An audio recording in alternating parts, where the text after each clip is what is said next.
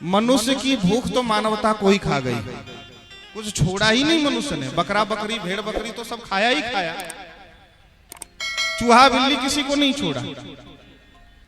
और एक बात जीवन में नोट कर लो, जब तक भोजन शुद्ध नहीं होगा तब तक तुम भजन जीवन में कर ही नहीं पाओगे।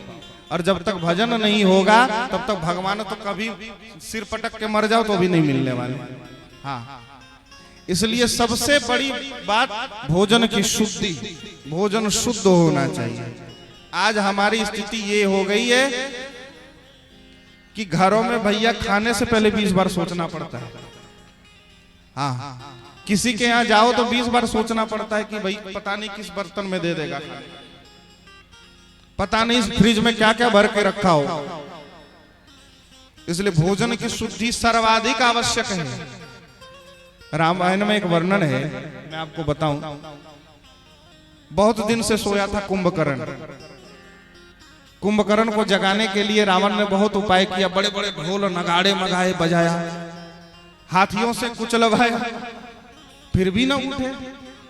और जब उठा तो बड़ी मीठी मीठी बात बोलने लगा, जगदम्बा हरियाणे सी सठ चाहसी कल्याण। अरे सीता जी तो साक्षात जगदम्बा है, उनका हरण तूने कर लिया, तू मूर्ख। रावण ने सोचा मेरा भाई होकर इस प्रकार के साधु के वाक्य बोल रहा है, साधुता के वाक्य बोल रहा है, ये तो उचित नहीं है। बोले अच्छा अच्छा, बहुत दिन से कुछ खाया नहीं इसलिए बुद्धि सुधर गई। भूखे प्यासे सोया था बेचारा महीनों से, इसलिए बढ़िया बढ़िया बात बोल रहा है। बोले एक काम करो, भैंसा मंगाओ। तो भैंसा मंगाया।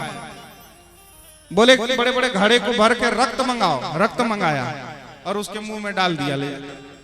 तो भैंसा खाया, रक्त पान किया। अब क्या हुआ, जो बढ़िया बढ़िया साधुता पूर्ण वाक्य बोल रहा था वही कुंभकर्ण जब उल्टा सीधा खाने के बाद, अभक्ष भक्षण करने के बाद उसकी बुद्धि पलट गई। ऐसी बुद्धि पलटी, कहता है कि मुझे तो अब सामने काल ही दिखाई दे रहा है। हाँ, मुझे काल नजर आता और कुछ नहीं दिखता।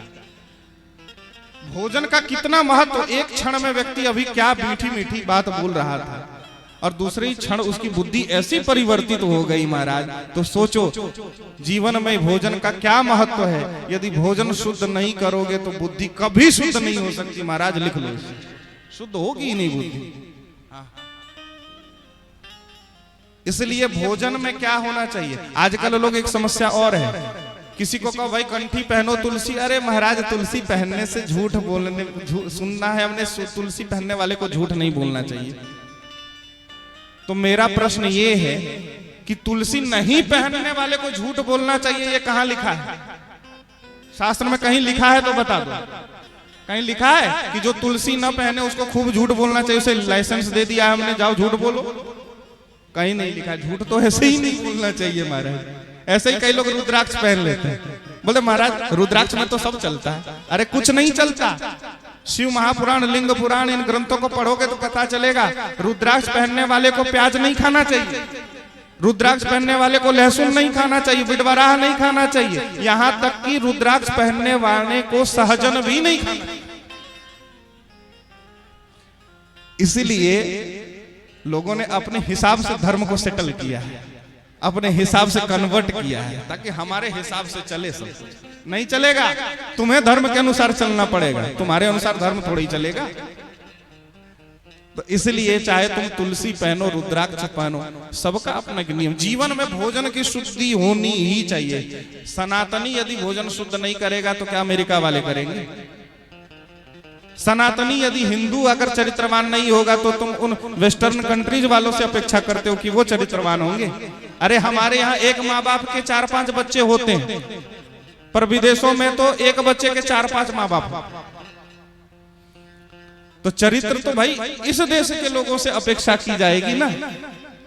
सनातनियों के यहाँ चरित्रवान और सती, सती कहीं आपको धरती में कहीं नहीं मिलेगी, सनातनी भारत में मिलेगी। सती यहाँ होती है, चरित्रवान यहाँ होते हैं, विदेशों में ये ढूंढने से नहीं मिलेंगे। इसलिए भोजन की शुद्धि, भोजन शुद्ध तब भजन होगा, भजन होगा तभी भव बंधन से मुक्ति मिलेगी महाराज। गांठ बांध लो। अरे तुम एक भोजन, गलत भोजन छोड़ नहीं सकते, शुद्ध भोजन अपना नहीं सकते, तो तुम क्या पकड़ोगे और क्या छोड़ोगे भाई? तुम कुछ नहीं कर पाओगे। इसलिए भोजन कसम खा लो कि आज से हमारी रसोई में ऐसा कुछ उल्टा सीधा बनाएंगे ही नहीं। और कई लोग तो अपनी सुविधा के अनुसार क्या करते हैं, बोले महाराज जी माफ करना, किसी को बुरा मत मानना। कोई मुझे एक जगह की बात नहीं, कई जगह मैंने ये लोग कहते महाराज जी हम तो घर में हमारा सारा बर्तन ठीक ही रहता है, हमें कुछ खाना होता तो बाहर में व्यवस्था करके। अरे काहे को खाओगे भाई, बाहर में क्यों खाओगे? इसलिए कहीं पर भी भोजन की शुद्धि करो, भोजन शुद्ध करोगे तब सब मामला ठीक हो जाएगा।